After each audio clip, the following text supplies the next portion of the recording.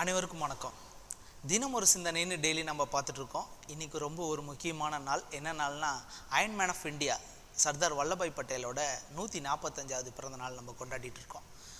இந்த நாளை கொண்டாடும்போது எல்லாரும் என்ன நினைக்கிறாங்க அப்படின்னா, காந்திஜியை கம்பேர் பண்ணாமல் சர்தார் வல்லபாய் பட்டேலுக்கு ரொம்ப முக்கியத்துவம் கொடுக்குறாங்களான்னு எல்லாரும் நினச்சிட்டு இருக்காங்க. கட்டாயமாக கிடையாது. எல்லா மனிதர்களுக்குள்ளேயும் ஒரு நல்ல குணம் இருக்குது. அந்த மனிதர்களை நம்ம பாராட்ட வேண்டியது, போற்ற வேண்டியது நம்மளுடைய கடமை. இதில் காந்தி தான் முக்கியம், நேரு தான் முக்கியம், சுபாஷ் சந்திர போஸ் தான் முக்கியம் அப்படின்னு பிரித்து பார்க்கக்கூடிய தன்மையில் நம்ம இருக்கக்கூடாது.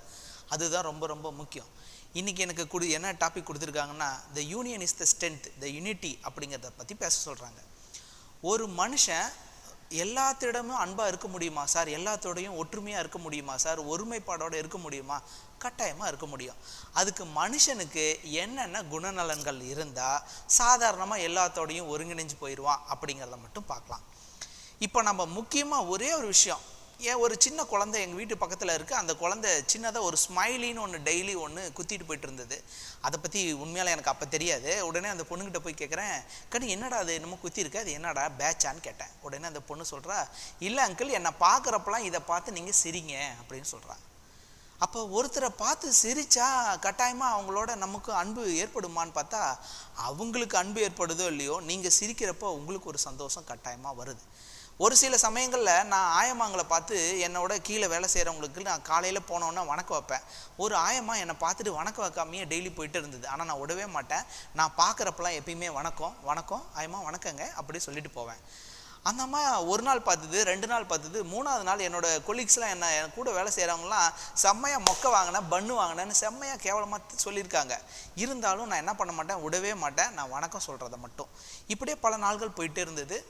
ஒரு நாள் அந்த ஆயம்மா என்னை பார்த்த உடனே வணக்கம் சொல்ல ஆரம்பிச்சிட்டாங்க. அப்போ எங்கிருந்து நாம் ஆரம்பிக்க வேண்டும்னா, நம்மிடையே இருந்து தான் நாம் ஆரம்பிக்க வேண்டும்.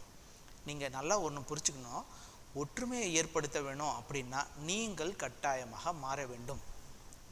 ஒருத்தர் அழகாக சொன்னார், வெற்றி வேண்டுமா எங்கிருந்து ஆரம்பிக்க வேண்டும், உங்களிடமிருந்து நீங்கள் மாற்றத்தை ஆரம்பிக்க வேண்டும் அப்படின்னு அழகாக சொல்கிறாரு. அவர் எனக்கு அமுச்சு வச்ச வேர்டிங்ஸ், அந்த வேர்டிங்ஸை நான் இப்போ உங்களுக்கு சொல்லிட்டேன். அப்போது நீங்கள் கட்டாயமாக மற்றவங்கள பார்க்கும்போது முதல்ல நீங்கள் சிரிக்கணும். அவங்க உங்களை பார்த்து சிரிக்கலனா கூட பரவாயில்ல, நீங்கள் ஒன்றும் தொய்வடைய தேவையில்லை. அவங்க தெரியாமல் உங்களை பார்க்காம விட்டுட்டாங்கன்னு நினச்சிக்கோங்க, அவ்வளோதான். அதுக்காக நீங்கள் ஒன்றும் பெரிய வருத்தப்பட தேவையில்லை, உங்களை அசிங்கப்படுத்திட்டாங்கன்னு நினைக்க தேவையில்லை.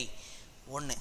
ரெண்டாவது என்னென்னா, ஒரு வெற்றியாளராக மாற வேண்டும் என்றால் நீங்கள் மன்னிக்கும் மனோநிலையில் இருக்க வேண்டும். எவ்வளோ பெரிய தவறு செஞ்சிருந்தாலும் சரி, அவங்க எவ்வளோ பெரிய தவறு வேணால் செய்யட்டும் சார், அவங்க தவறு செஞ்சதுக்கப்போ நீங்கள் எப்போ மன்னிக்கிறீங்களோ அப்பொழுது தான் நீங்கள் மனிதர்களாக மாறுகிறீர்கள்.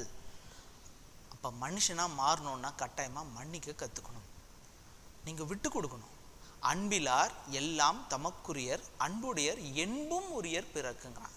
என் பாப்பா கேட்குறா, அப்பா அப்படின்னா அந்த குரலுக்கான அர்த்தம் என்னப்பா? எல்லாரும் சொல்கிறாங்க அப்படின்னா என்ன?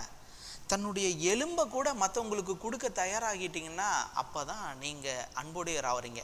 இந்த திருக்குறளை இன்னொரு டைம் அழகாக சொல்கிறேன். அன்பிலார் எல்லாம் தமக்குடையர். எல்லாரும் அன்பில்லாதவங்களாம் என்ன பண்ணுவாங்க, இது என்னதுன்னு இந்த மெட்டீரியலிஸ்டிக் வேர்டில் தனதாக்கி கொள்ள முயல்வாங்க. அன்புடையார், அன்பு இருக்கிறவங்க, எளிமையாக இருக்கிறவங்க எப்பயும் என்ன பண்ணுவாங்க, அடுத்தவங்களுக்கு கொடுக்கறதுக்கும் தயங்கவே மாட்டாங்க. அப்போ இன்றைக்கி நம்ம 3 விஷயம் புரிஞ்சுக்கிட்டோம். இந்த சுற்றத்தை நீங்கள் அழகாக உங்களோடு சொந்தங்களாக மாற்றிக்கொண்டு வாழ வேண்டுமென்றால் மற்றவர்களுக்கு கொடுக்க பழக வேண்டும், மற்றவர்களை பார்த்து சிரிக்க பழக வேண்டும், மற்றவர்களை மன்னிக்க கொண்டீர்களானாவே இந்த சமூகம் உங்களை ஒரு அழகான சமூகமாக மாற்றிவிடும் என்பதில் எந்த விதமான மாற்று கருத்து கிடையாது. இந்த நாள் இனிய நாளாக அமையும் என்று நம்புகிறேன். வாழ்க வளமுடன் என்று சொல்லி விடைபெறுகிறேன். நன்றி, வணக்கம்.